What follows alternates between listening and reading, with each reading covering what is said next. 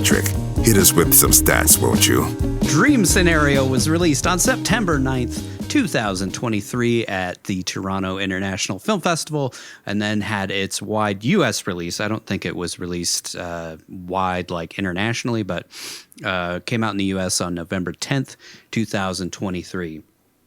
For some reason, no budget. I couldn't find anything. Really?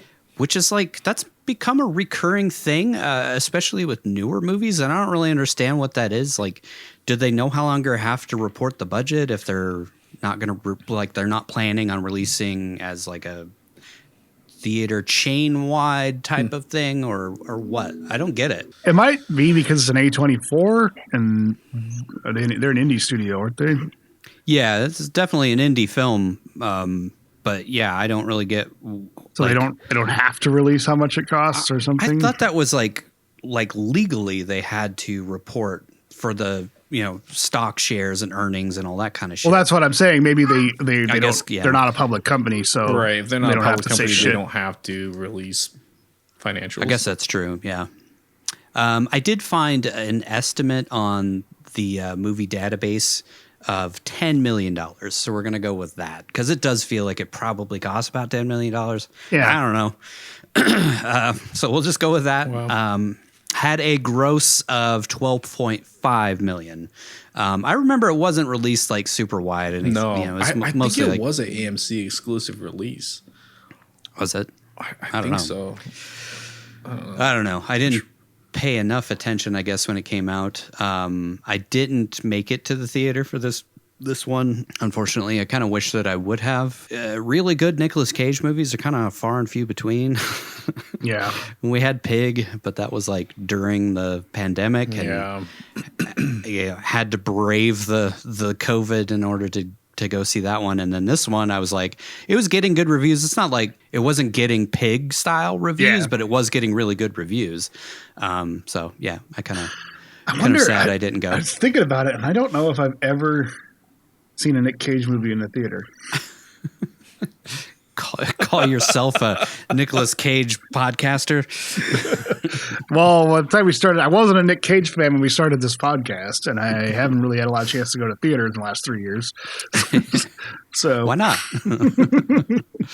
This was directed by Christopher Borgli, who is a Norwegian writer-director who's kind of on the rise, but he's only made 3 films so far. He made a documentary, a real documentary based on a fake energy drink. He kind of has a theme throughout his work. It was this movie called Drib, I think. It's kind of like a take on whatever the hell the Jake Paul and all of them are selling. Yeah. That shit. Swass or whatever that drink is. Spirit, I think, or something. Prime. Prime. Prime, yeah.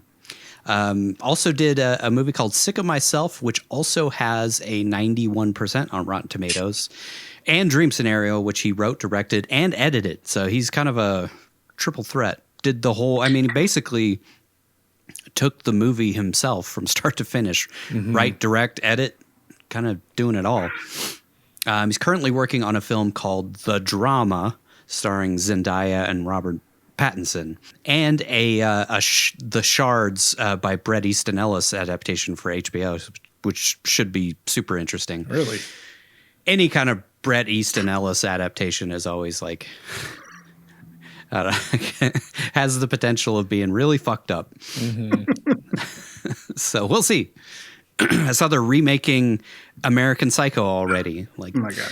Yeah. Did we need to remake American Psycho already? Like, it was made in the 80s, wasn't it?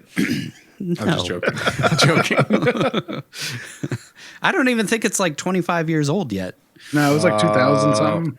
Yeah. It's about to be 25. Yeah, it's about to be. It's in its 20s. I guess that's one of the crappy things about getting old is that it feels like the movie just came out and you're like, oh shit, it's 20 years old. I just don't feel like that movie needs a remake either. No. They nailed it. So why remake it? Yeah. I think if you were going to remake it nowadays, you could make it towards, the satire more towards like what's going on in current society with like, the wealth inequality and the total divide between America and the rich. But just just tell a new story then. Don't try to adapt that because that story is what made it so great. Is it really is like a perfect satire of the 80s and like that and like the crazy businessman experience and like living that wealthy life. But I just don't feel like you need to remake that movie. If they turn it into a series, I think that would be more interesting. Turn it into like a TV series, a mini series. That way you can spend a little bit more time in that world. But just to remake it from this original source material seems odd. I mean, if they make it long and they make it exactly the same as the book, it's going to be really fucked up because there is some really dark shit that didn't make it into the original movie. Yeah, that's why I think a TV series would be better for a remake of that if you're going to stay true to the original source material. Some of that stuff I just don't feel like we need. Like we don't need to watch Patrick Bateman eating somebody's intestines in the microwave, you know? Like I mean, it worked for Hannibal Lecter. I guess. I don't know. Anyways, so Christopher Borgli did all three of our major categories here of writer, director, and editor. So there's only a couple things to talk about here. It was shot by Benjamin Loeb, who you might remember us talking about in our Mandy episode, because he also shot Mandy. Kind of similar in a way, as far as like, because this was shot on 16 millimeter, and it kind of has this like, almost like it was like shot in the 70s or something and brought to now, you know? Let me tell you, seeing it in theaters, it was jarring because you don't see a lot of movies shot in 60 millimeter anymore. And on that screen, you forget this is what film used to look like. This is what movies used to look like. So it was really jarring, especially that scene when he's at that startup think tank place and he's sitting against that white background. And then even when they're framing and you could see like the snow coming down, I mean, you could really see that 60 millimeter kind of grit. I don't know how else to explain it. You know what I'm talking about? Like the film grain is like, really holy shit. Yeah, it's really heavy in this one. Yeah. Which it was in Mandy as well. I don't know if Mandy was shot on 16 millimeter, but Mandy had a definite like 70s quality to it as well, or the same thing.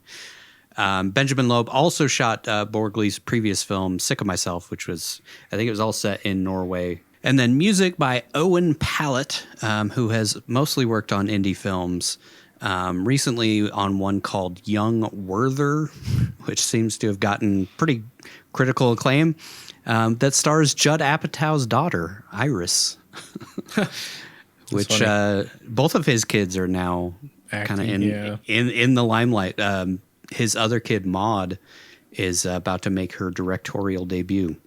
Oh, yeah, that's right. So we've got the Apatow legacy. Yeah. Well, she was great in Euphoria. She was really good in that show. So interested to see what she does. And now that I know that his youngest daughter's acting, it'd be interesting to see how she is. Yeah. Talented family, that family there. Yeah. I mean, it helps that, Leslie Mann and Judd Apatow together. Parents, yeah. A little bit of nepotism there, but whatever. No, it's fine. We're doing a show about that. Yeah. Anyways, ratings. This has a 91% on Rotten Tomatoes, 7.5 out of 10 on 238 reviews, which is a pretty healthy sample size. Audience score, though, is only a 68%. But then again, like, we should clarify this at some point. Like, if it's actually weighted, I don't think the audience score is weighted. So 68% is actually fairly similar to the critic score of 7.5 out of 10. But the Rotten Tomatoes score comes from a weighted score of like 6 or above. So 91% of the critics gave it a 6 or above. It's kind of similar if you think about it. And the Metacritic score is the same. It's 74%. So it's all three of those are actually pretty on par with each other. I'm not surprised to see the audience score a little bit lower. Yeah. Just because this movie does make you think. And Yeah. and we'll get to it eventually, but I think the ending was probably unsatisfying for a lot of people. Yeah. I think so too, yeah. IMDb gave it a 6.9 out of 10. And this did not get a cinema score at all. Yeah. Continuing a trend throughout this season that not very many of our films have gotten cinema scores, which this one's kind of surprising. I thought this one would definitely get a cinema score, but I guess it wasn't released wide enough. It's an indie That film. must be it, yeah. A24. We should also mention that Nic was nominated for a Satellite Award, Golden Globe, and a Critics' Choice Award, but he only won the Critics' Choice Award for Best Actor in a Horror Movie. Lost to Paul Giamatti for whatever the hell that movie is. I didn't see what it was. Hollywood Why do they jerks think it's a off to horror themselves. movie? Yeah, I don't really get it being a horror movie. Because It's the a dreams turn satire. scary. Yeah, there's some horror scenes, but it's Yes. it's Or it's a scary movie because the thought of becoming famous overnight and then having to deal with repercussions of that is terrifying. And I to me, guess. that is. That I'm is scared scary. I just think like about it. you shouldn't bill it as a horror. I don't know. I mean, drama is all I would put it at. I guess Dramedy. Dramedy. Yeah. Comedy, yeah, it's a dark comedy. Yeah, dark comedy feels right. Yeah. Because it is hilarious. Oh, it's so funny. Let me tell you, sitting in a theater full of people watching that one particular scene was one of the most uncomfortable things I've ever experienced in my life. And I think that was unanimous across the entire crowd. Yeah. Because the theater was pretty full when we went and saw it. So it was one of the more packed Cage movies I've been to in the last couple of years.